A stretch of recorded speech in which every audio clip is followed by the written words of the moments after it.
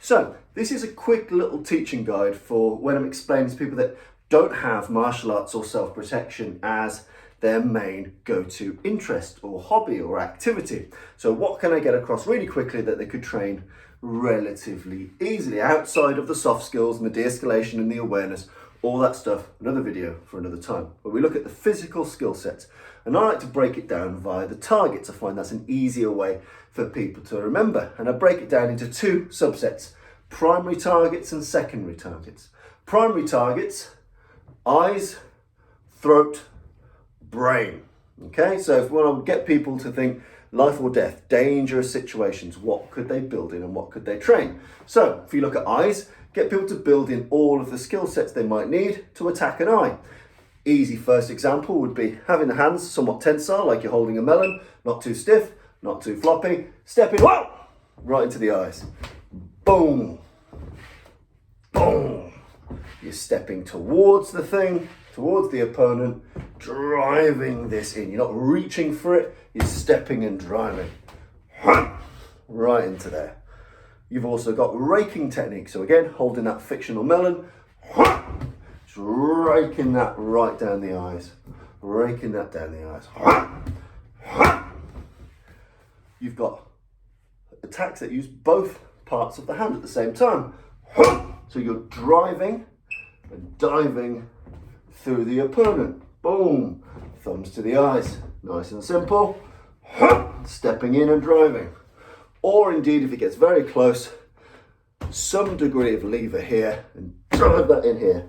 Whether it's with the thumb, whether it's the fingers, but making sure that that head can't move back and you're driving in and causing maximum trauma as much as you possibly can to that area. Nice and simple, nice and simple. Next area you might want to look at is the neck/throat. Lots of targets here, lots of ability to cause trauma. So you might be looking at the front, the windpipe here, and you might use an edge of hand blow. This bit of the hand, but in reality anywhere between here and here is a good enough tool. So again, ripping out explosively using the hips, stepping towards the target. Nice and simple, right into the windpipe, or indeed to the sides of the neck. Or indeed, if you find yourself in that situation, to the back of the neck. Again, stepping, dropping your weight, and crashing it down here.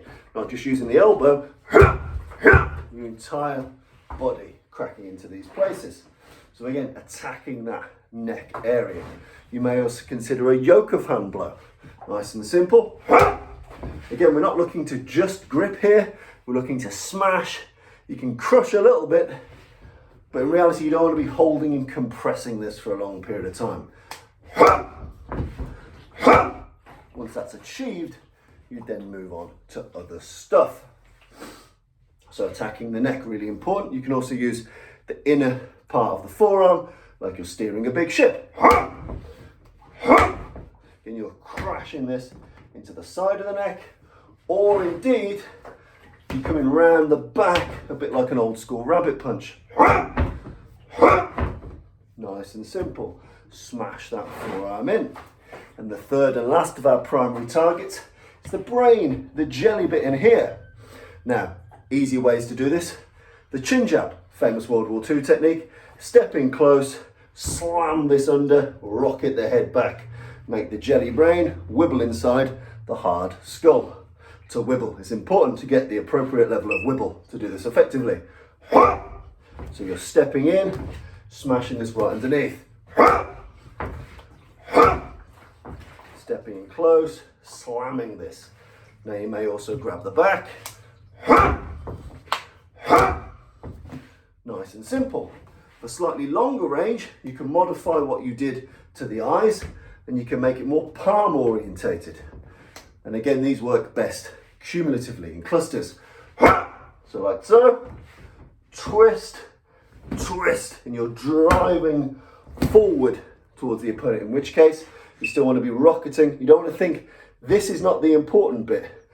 The brain shaking inside is the important bit.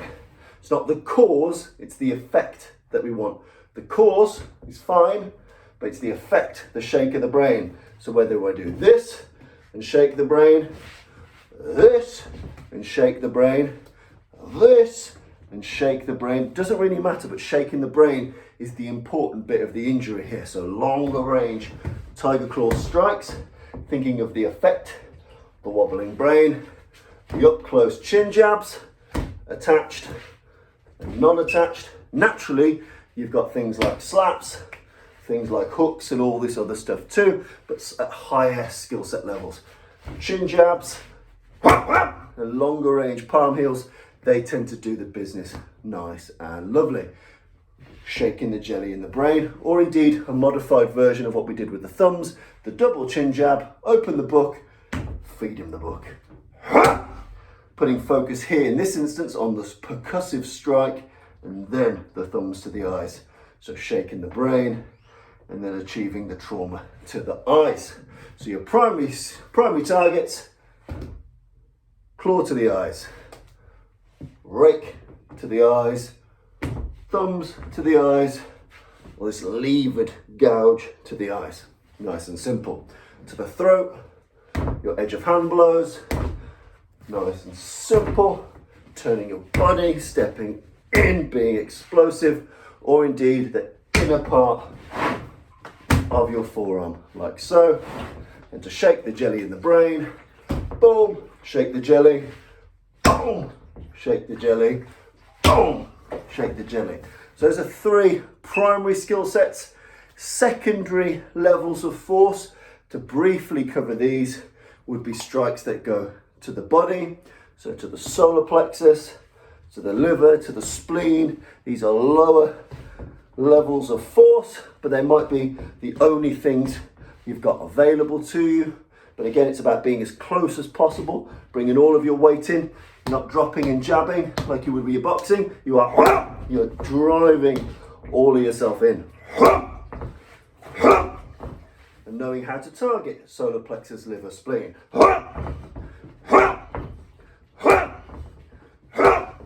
It's a really important skill sets to have. Short levers, like a T-Rex.